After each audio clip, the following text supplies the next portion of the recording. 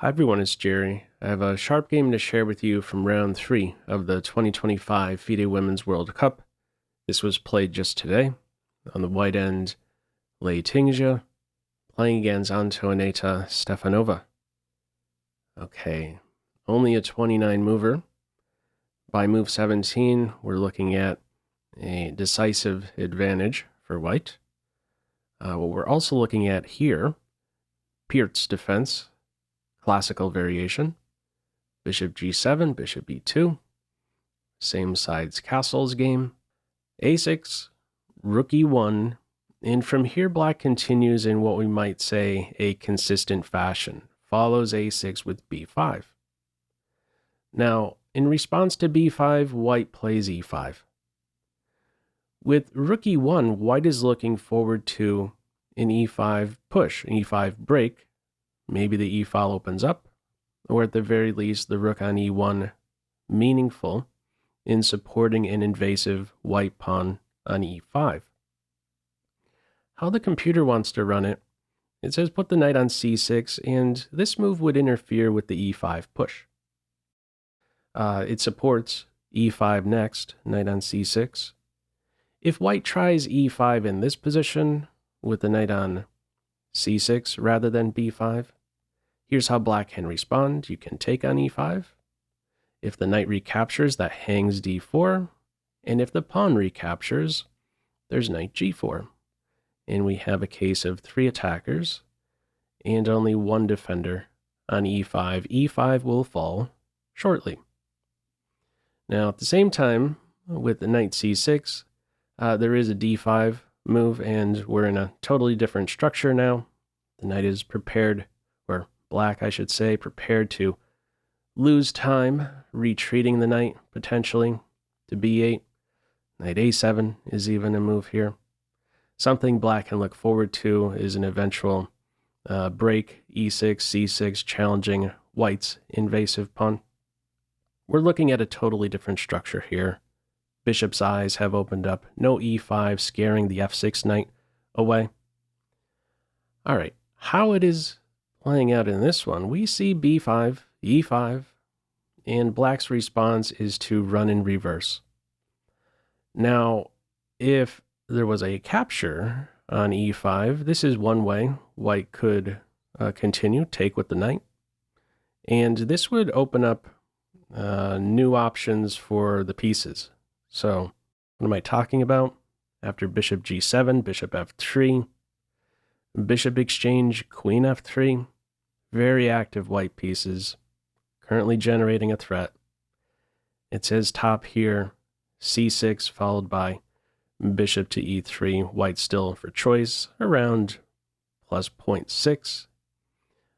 Wouldn't be a good idea in this position to chop away on c6.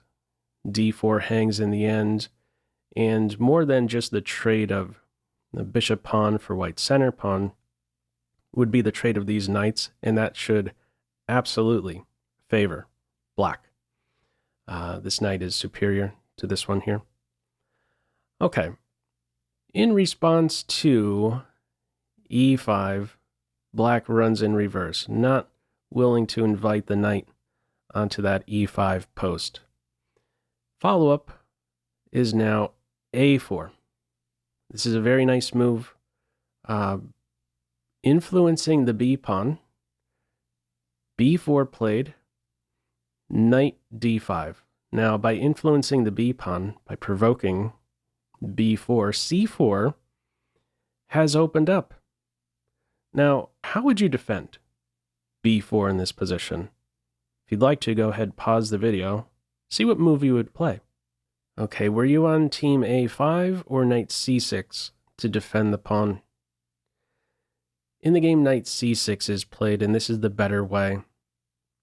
If a5 is played, watch how quickly black's position will now collapse. Let me first say, a5 seems perfectly reasonable. Let a pawn fulfill the role of defending a pawn. Let's open up a square for a couple minor pieces, maybe get a trade in. Watch how quickly things collapse. If a5, there would be bishop g5, and now what? What do you do about the pressure on e7? If you defend with knight c6, there's bishop b5 with a5 in there, targeting an unprotected knight. What do you do there? Move the knight, e7 collapses, you defend the knight is captured, knight captures e7, crushing. What's the story of f6, however? Watch. This is where we see the benefit of including a4, provoking b4, c4 has been weakened. Check out this shot. Knight captures e7 check. Queen captures knight. Bishop c4 check. King h8. E takes f6. Beautiful continuation. Double attack on the queen and add a fork as well. Crushing position, crushing continuation. Okay. How it is played in this game. Knight d5, knight c6. Some support now. For e5, bishop b7, knight gets out of any tricks on the diagonal. Healthy square. Knight g4 could be an interesting move, focusing on some dark squares, coordinating with the pawn and the bishop. e6, c3, exchange, open b file now, knight a5, knight c4, knight exchange. From here, black goes with a5, looking forward to bishop a6. Computer doesn't like this. It's leaning towards c5. All right, in this one we have a5, rook b1, and now how to deal with this threat. In the game, queen c8 is played, and it's decisive from that point on. Right around here, it's about +1. Computer looking at a capture on e5 in this position.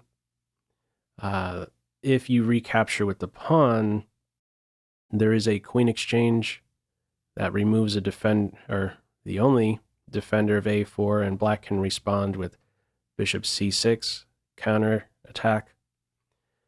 Here's the other story. If you recapture with the piece, knight recapture, now this knight could get at least into the ball game with knight d6, and that's a more convenient way to address the threat on the bishop. Okay, how it is playing out in this one, we have queen c8, and now comes h4, and black's response, bishop a6. Now, if black responds in a different way to a4, I tested this one out, this familiar h4 h6 idea, preparing to meet h5 with g5. There would be a beautiful sacrifice available to white, a knight for 2 pawns. So if h6 is played in response to h4, you can still continue with this, and there we go. There is knight captures g5 in this position. 2 pawns for a knight imbalance. h6 right around the corner. This is big trouble for black.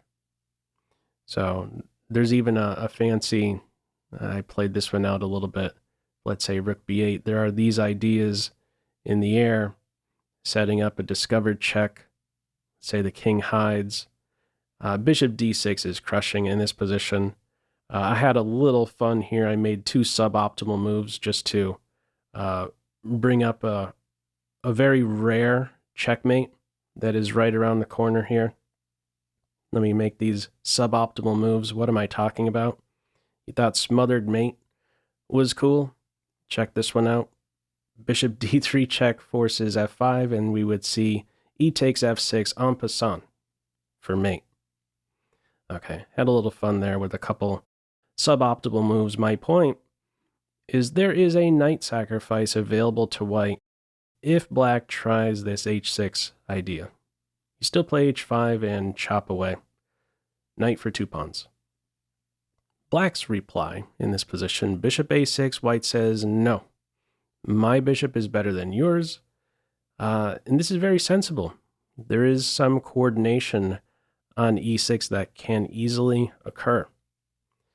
Much more powerful light square bishop than this one here. The one on a6 is just staring off into space, not an inconvenience whatsoever to white. Get the capture on e5, knight recaptures, and this is where you start to see accidents happening. Knight captures f7, bishop captures e6 ideas, possible fork in the air. All right, the king goes to the corner. Now we get h5, queen d8, h6, bishop f6, queen f3, and at this point, this is how bad the position is for black. Computer says best is to give up the dark square bishop for the knight. That's what we see in the game. That's how bad it is to give up a key defender of the dark squares like this. Why does it want to play? Why does it want to play in this way? Bishop captures knight. Well, what other move is there? If you try rook to b8, that gets shot down. Rook captures rook, queen captures rook. There's a fork in the end. On d7, if you, let's say, develop the knight, there's knight c6, and this is a very irritating knight. Targets the queen. Next up, bishop captures knight, queen captures bishop. Okay. Anything else to touch on? Not really. This is very difficult. I guess you could look at king g8 here. Knight c6. If you play queen here, there's a check. Rook can fall. If the queen goes to c8 in this position, there's a break on d5, and this is as far as I'm taking this position. You could do a piece comparison here. Every white piece is better than black's. Okay. How it plays out in this one, we see in response to queen f3, bishop captures knight, bishop captures bishop check, king g8, and now the d5 break. Look at this position right here. Two monster bishops right in the center, and two white rooks doing something. Both on open files, black rooks doing nothing. On closed files, knight on the back foot. Crushing position here for white. Follow up, rook c8, bishop d4, and from here, knight d6 is played. Why not play c5? If c5 is played, there would be a nice tactic in rook captures knight. This is what one of the ideas was behind backing the bishop off to d4. Get the sacrifice now. And what do? Rook captures rook, checkmate on f7. And if the queen recaptures, this square is now opened up for the queen, who has two supporters to get into g7 next for mate. So black's play here, not with c5. Knight d6, no trick now. Queen inches in to f4, c5 is played, and after queen e5, black resigns. Pawn is pinned, no time to take the bishop. We're going to be seeing mate very shortly on g7 or maybe even h8. So very sharp game out of this Pirc Defense. Your thoughts on this one? Feel free as usual to leave any feedback to this video in the comment section below. I hope you enjoyed it and maybe took a thing or two away. That's all for now. Take care.